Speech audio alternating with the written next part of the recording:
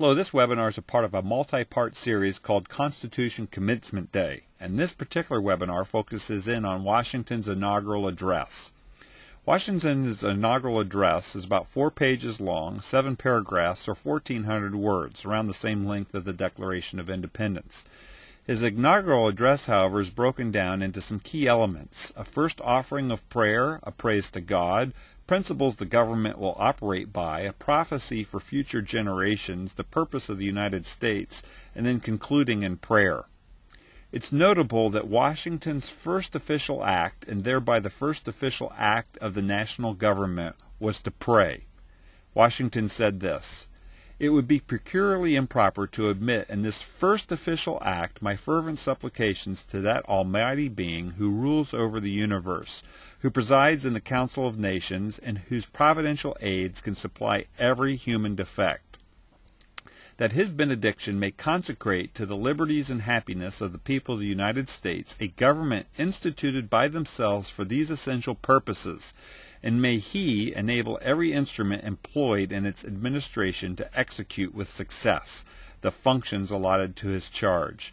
In other words, Washington saying as his first inaugural act that he's going to pray that this new system of government be blessed and consecrated and work successfully as it's designed.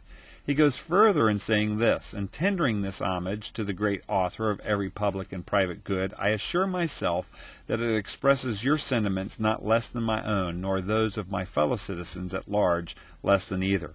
And so Washington saying is, not only is this my belief, but I also know that society at large, our national citizenship, also believes these same things. In doing this particular act as the first act of the national government, Washington's reflecting what happened 15 years earlier in the September 1774 Continental Congress. And this is before the Declaration of Independence even came into being. The first time that delegates from all 13 colonies met, their first official act was prayer. And the congressional record says this: "They prayed fervently for America and for this Congress. Who can realize the emotion with which they turned imploringly to heaven for divine interposition?" In fact, on that day, Psalm 35 was the assigned reading for the day, according to the Book of Common Prayer, and it said this: "Contend, O Lord, with those who contend with me. Fight against those who fight against me. Take up shield and buckler. Arise and come to my aid. Brandish spear and javelin against those who pursue me. Say to my soul, I'm your salvation." And those that were gathered that day felt like that psalm had been assigned by heaven to be read to the group gathered that day, because it was so specific to their particular need.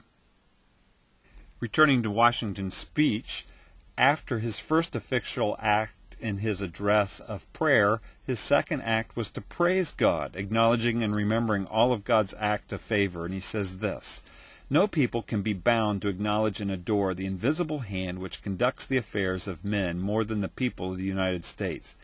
Every step by which they have advanced to the character of an independent nation seems to have been distinguished by some token of providential agency." And so he's challenging the people to remember that God's leading and guiding has been everywhere along the way, and he's praising God for that. The third part of his speech, he gives the principles that this government will operate by.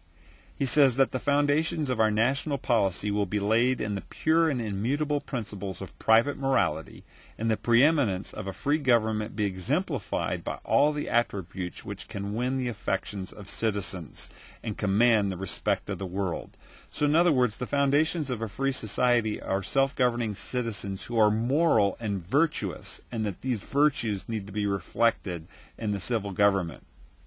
"I dwell on this prospect with every satisfaction," Washington says, "which an ardent love for my country can inspire, since there is no truth more thoroughly established than that there exists in the economy and course of nature an indissoluble union between virtue and happiness, between duty and advantage, between the genuine maxims of an honest and magnanimous policy, and the solid rewards of public prosperity and felicity."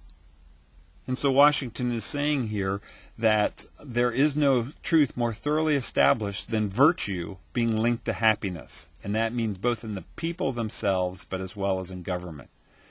And then in the middle of his presentation, Washington gives a prophetic word on how to remain in God's favor, or what happens when it's removed. And this is not only for those that were hearing him at that time, but for those of us that are living now. He says the perpetuous smiles of heaven can never be expected on a nation that disregards the eternal rules of order and right which heaven itself has ordained. In other words, God will not bless our country if we are not a virtuous people and if we ignore or kick him out of our affairs.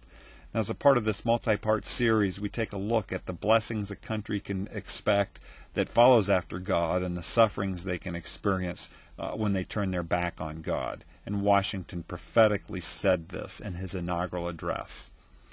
The purpose of the United States is one of a special calling. And since the preservation of the sacred fire of liberty for the whole world and the destiny of the Republican model of government for the whole world are justly considered as deeply, perhaps as finely staked on the experiment entrusted to the hands of the American people. And so Washington is basically saying here that through a providential set of circumstances in all of world history, the American people have been given the gift and responsibility to be stewards of freedom and liberty to the whole world. And that is the purpose that God has in mind for the United States of America, to spread freedom and liberty around the world by being a beacon of light to the world, but not forcing our values on the world, but lifting them up and living them out in such a way that it's attractive to the world, and we help all those that are seeking after freedom and liberty. Then Washington wraps up with this, a closing prayer and benediction. So his divine blessing may be equally conspicuous in the large views, the temperate consultations, and the wise measures on which the success of this government must depend. And so this concluding prayer is that going forward for his blessings and wisdom to guide the instrument of the federal government. His inaugural address, April 30th, 1789, a Thursday, midday, that was spoken to the House of Representatives and the Senate in private quarters, was then distributed to the people through the newspapers of the day. This concludes the highlights of Washington's inaugural address.